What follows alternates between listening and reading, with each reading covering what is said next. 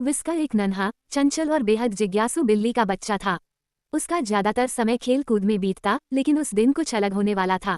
वो घर के बेसमेंट में अकेले खेल रहा था, जहाँ ढेर सारे पुराने खिलौने, टूटे सामान और धूल के गुब्बार थे। खेलते खेलते उसकी नज़र एक कोने में रखी किसी अजीब सी मशीन पर पड़ी, जो धूल से ढकी थी। जैसे ही वह पास गया, उसने देखा कि मशीन पर एक गोल नीला बटन है, जिस पर लिखा था, time portal press to begin. विस्का के मन में हलचल मच गई। उसे नहीं पता था कि यह मशीन क्या है, लेकिन उसकी जिज्ञासा इतनी जबरदस्त थी कि उसने बिना कुछ सोचे समझे वह नीला बटन दबा दिया।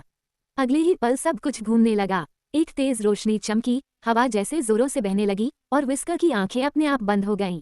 जब उसे होश आया तो वह एक बिल्कुल ही नई दुनिया में था, हरे भरे विशाल जंगलों के बीच। आसपास अजीब अजीब पक्षियों की आवाजें आ रही थीं, पेड़ बहुत ऊंचे थे और जमीन पर बड़े बड़े पत्ते बिखरे हुए थे। ये जगह एक सपने जैसी लग रही थी, लेकिन असल में यह कोई सपना नहीं था। तभी सामने झाड़ियों के बीच से एक विशाल प्राणी निकला।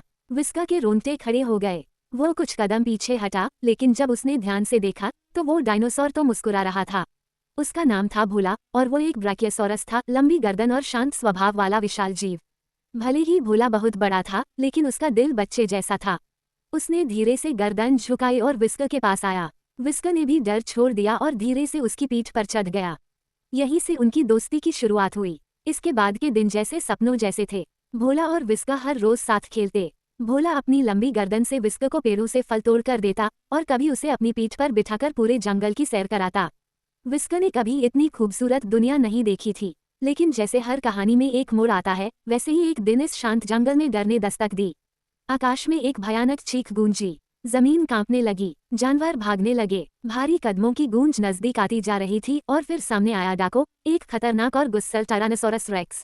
उसके आते ही जंगल में हड़कंप मच गया। सभी प्राणी डर के मारे छिप गए। भोला भी कांपने लगा, लेकिन विस्क ने उसकी ओर देखा और साहस से कहा, अब भागने का समय नहीं है भोला, हमें मिलकर लड़ना होगा। विस्क की हिम्मत देखकर भोला को हौसला मिला। उन्होंने जंगल के अन्य डायनासोर को बुलाया, ट्राइसेराटॉप्स, स्टेगोसॉरस, वेलोसिराप्टर। सब एक होकर खड़े हो गए। सभी ने मिलकर डाको का सामना किया। डाको अकेला था। उसके सामने जब पूरा जंगल एक साथ आया तो वह घबरा गया। लंबी लड़ाई के बाद वह हार मानकर भाग गया। अब जंगल में फिर से शांति लौट आई, लेकिन विस्क जानता था कि उसे अपने घर लौटना होगा। उसने भोला को गले लगाया। भोला की आंखों में आंसू थे। विस्क ने मुस्कुराते हुए कहा, हम फिर मिलेंगे, यही वादा है। वह टाइम मशीन की ओर गया और वापसी के लिए बटन दबाया, लेकिन तभी मशीन में कुछ गड़बड़ होने लगी। स्क्रीन पर चमका, एरर डेस्टिनेशन अननोन। मशीन से चिंगारी निकलने लगी। विस्का हैरान रह गया, ये क्या हो रहा है।